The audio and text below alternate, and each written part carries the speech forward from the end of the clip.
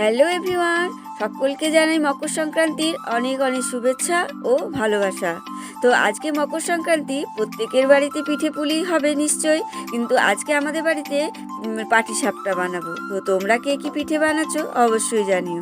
তো পাটিসাপটা বানানোর জন্য আমি সমস্ত উপকরণ রেডি করে নিয়েছি ময়দা, সুজি, চালের গুঁড়ো আর খেজুরের গুড়। আর এখানে তৈরি করে নিয়েছি নারকেলের পুর।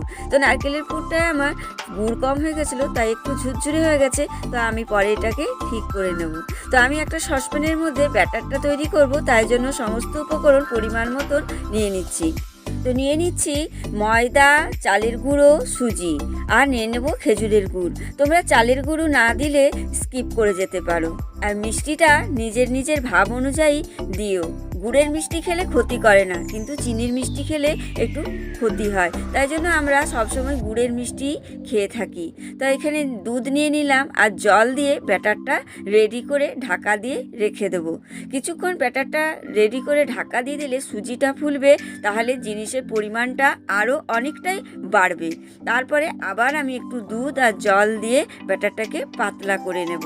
তারপরে আমি এখানে নারকেলের পুরটাকে রেডি করে নিচ্ছি। নারকেলের পুরটা ঝুরঝুরে হয়ে গেছে, আগের দিন বানিয়েছিলাম, গুড়ের পরিমাণটা বুঝতে পারিনি, তাই জন্য। তো এখানে আমি কড়াইয়ে একটু গুড় জাল দিয়ে পুরটাকে দিয়ে আবার নারকেলের পুরটাকে বেশ সুন্দর করে বানিয়ে ফেলবো। একটু নরম নরম হবে, তাতে ঝুরঝুরে হবে না। এই নারকেলের পুর পিঠে বানানোর অনেক নিয়ম থাকে, সেগুলো হয়তো আমি পুরোপুরি ভালোভাবে জানি না, এই জন্যই মাঝে মাঝে ভুল হয়ে যায়। তো যাই হোক, এখন পুরটা রেডি করে নিলাম।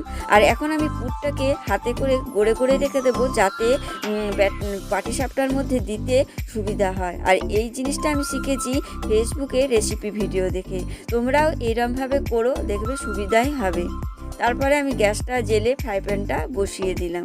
আর ওই যে তেলের ব্রাশটা দেখছো, এটা আমি কালকে ফেসবুক থেকে অর্ডার করেছিলাম, একটার থেকে দুটো দিয়েছে, একটার সাথে একটা ফ্রি। তো খুব সুবিধাই হয়েছে। তারপরে এই দেখো, ফ্রাই প্যানে আমি ব্যাটারটাকে হালকা তেল বুলিয়ে ব্যাটারটা দিচ্ছি, তারপরে নারকেলের পুরটা দিয়ে দিচ্ছি। খুব তাড়াতাড়ি আমার পাটিসাপটাগুলো রেডি হয়ে যাচ্ছে। এইভাবেই আমার শাশুড়ি মা পাটিসাপটা বানাতো, তাই দেখেই আমি কিন্তু পাটিসাপটা বানাতে শিখেছি। আমাদের ঘাটশিলাতে কিন্তু এই পাটিসাপটার পিঠেটা নতুন। আমরা আগে ছোটোবেলায় কোনোদিনও এই পাটিসাপটার পিঠে খাইনি, কিন্তু বিয়ের পরে আমার শাশুড়ি মায়ের কাছেই কিন্তু এই পাটিসাপটাটা শিখেছি। আর এখানে আমি চালের গুঁড়ো দিয়েছি, কিন্তু আমার শাশুড়ি মা চালের গুঁড়ো দিত না, ময়দা দিয়েই করতো, তাই জন্য পাটিসাপটাটা আরও সফট হতো। যাই হোক, আমার পাটিসাপটা রেডি। তো তোমাদের কেমন লাগলো ভিডিওটা? তোমরা কি কি পিঠে বানালে অবশ্যই জানাবে।